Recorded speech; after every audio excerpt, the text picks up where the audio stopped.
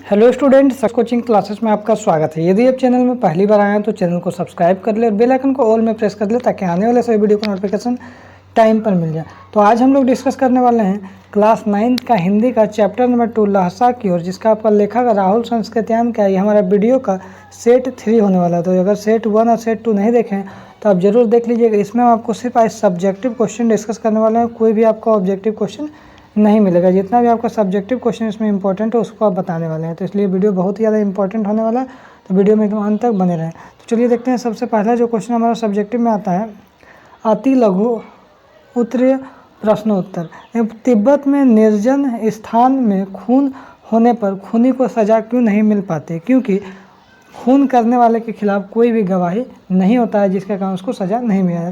तिब्बत में डकैत किस प्रकार लूटते हैं? तो वे पहले आदमी को मार डालते हैं और उसका सामान लूटते हैं। आगे देखिए तीसरा क्वेश्चन क्या बोल रहा है, भारत की महिलाओं की तुलना में तिब्बत की महिलाओं की सामाजिक स्थिति कैसी थी? लहसा की और पाठ के आधार पर बताइए। तो बोला तिब्बत की औरतें पर्दा नहीं करती थी, वे अतिथि का स्वागत सत्कार भी करती थी। तिब्बती औरतें भली भांति या जाति पाति छुआछूत में विश्वास कभी भी नहीं करते थे, जबकि भारत में औरतें पर्दा में रहती थी और जाति पाति और छुआछूत को मानती भी थी। यही अंतर है कि भारत और तिब्बत में औरतों में दोनों में डिफरेंसेस है। आगे देखिए बोल रहा है, सुमती गंडे कैसे बनाता था? तो सुमती बोध गया में लाए गए कपड़ों से गंडे बनाता था, परंतु उसके यजमान काफ़ी होने के कारण वे बड़े समाप्त हो जाते थे। वे कपड़े समाप्त हो जाते थे जो किसी भी कपड़े की पतली पतली चीरी बत्तियों से गंडे बना लेता था। आगे देखिए क्वेश्चन 5 क्या बोल रहा है, अब मैं पुस्तकों के भीतर था, लेखक ने ऐसा क्यों कहा? लेखक को पुस्तकें पढ़ने का बहुत ज़्यादा शौक था। अब वहाँ उन्हें कंजूर बुद्ध वचन अनुवाद की 103 पोथियाँ मिल गई थी, जिन्हें वह पढ़ने लगे। इसी कारण उन्होंने कहा कि अब मैं पुस्तकों के भीतर था।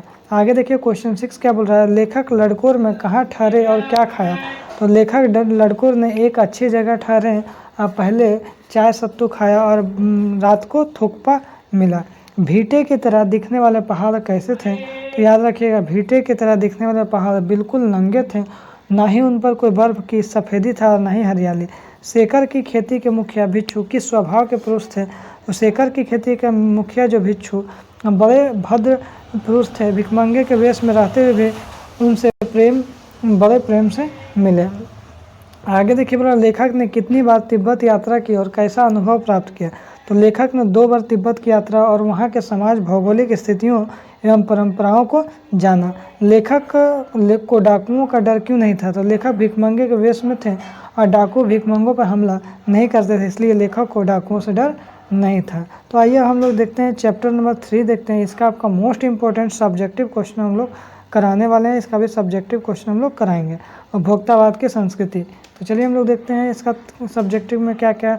तो बोल रहा उत्पादों को समर्पित होने का क्या आशय है? तो उत्पादों को समर्पित होने का आशय है कि उत्पादों के उपभोग में ही सारा जीवन लगा देना। पाठ में प्रतिष्ठा के किस हास्यास्पद रूप का वर्णन है? तो अमेरिका में अंतिम संस्कार और अंतिम विश्राम स्थल के लिए अच्छा प्रबंध करना। आगे देखिए सांस्कृतिक अस्मिता क्या है? तो सांस्कृतिक अस्मिता का अर्थ है अपनी सांस्कृतिक परिवेश के कारण अन्य समाज की दृष्टि में अपनी अलग अलग पहचान बनाकर रखना।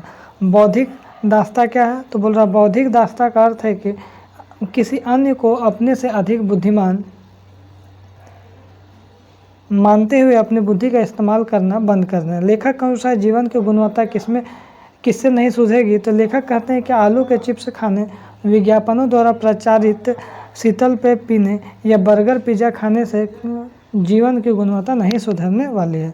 हमारी सामाजिक नींव को किससे खतरा है और क्यों? हमारी सामाजिक नींव को उपभोक्तावादी संस्कृति से खतरा है। पाठ में वर्णित तथ्यों के आधार पर बताएं कि लेखक को किस प्रकार की चिंता है? तो लेखक के मन में अपने राष्ट्र के संपूर्ण विकास की चिंता है। आगे अगर देखते हैं विशिष्ट जन के उपभोक्तावादी आचरण से कौन प्रभावित हो रहा है? तो विशिष्ट जनों के अंधाधुंध उपभोग वृत्ति के सामान्य जन प्रभावित हो रहा है। लेखक के अनुसार किस कारण से मानव में आक्रोश और अशांति की भावना पैदा हो रही है? तो उपभोक्तावादी संस्कृति में फैलाव के कारण समाज अलग अलग वर्गों में बंट रहा है, इसी कारण से मानव में आक्रोश और अशांति की भावना पैदा हो रही है। आगे देखिए, लेखक के अनुसार सामाजिक सरोकारों में कमी किस कारण आई थी? तो उपभोग की वृत्ति लोगों को एक दूसरे से दूर कर रहा था, इसी कारण सामाजिक सरोकारों को भूलकर स्वार्थी होते जा रहे थे। तो इसमें आपको जितना मोस्ट इंपॉर्टेंट क्वेश्चन था, शॉर्ट क्वेश्चन, वो बता दिए। तो यदि हमारा वीडियो आपको अच्छा लगे तो लाइक शेयर सब्सक्राइब जरूर करें। फिर मिलते हैं हम लोग नेक्स्ट वीडियो में।